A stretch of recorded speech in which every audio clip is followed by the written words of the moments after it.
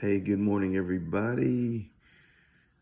It's Friday, and there you go. We're running into the weekend. So, Proverbs chapter 9. Proverbs chapter 9. In the first, say about the first six verses of Proverbs chapter 9, it's another invitation. It's and the picture that it uses is of wisdom having this big feast. She's built her a house and she's had a feast, and now she is inviting people to come to this big feast and to come to this big party. Sorry about that. Let me fix the phone a little bit. Hope those lights aren't glaring at you too much.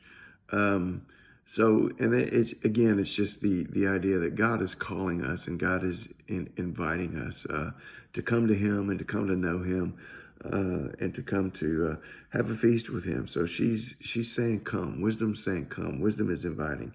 And then in verse 10, and I guess verse 10 is really kind of the crux of the whole matter.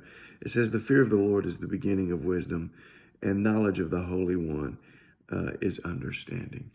You see, he says the fear of the Lord. This idea of the fear of the Lord is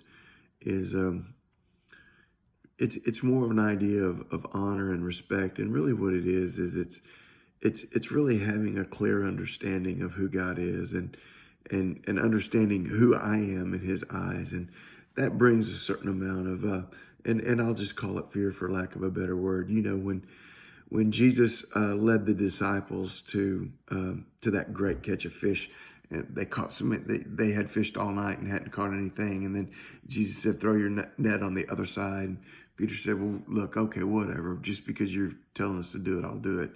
And he throws his net on the other side, and they catch enough fish that they fill up two boats, and the boat starts sinking. And Peter realizes what has happened, and he buries his face at the feet of Jesus, and he just says, "Depart from me, because I'm a sinful man."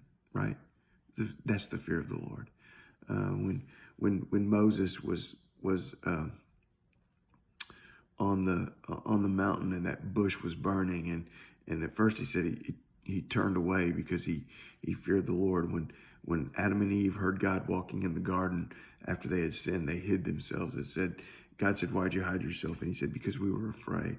And so it is an understanding of who God is and who we are in His sight. And there is an absolute sense of respect and honor there that brings this idea of the fear of the Lord.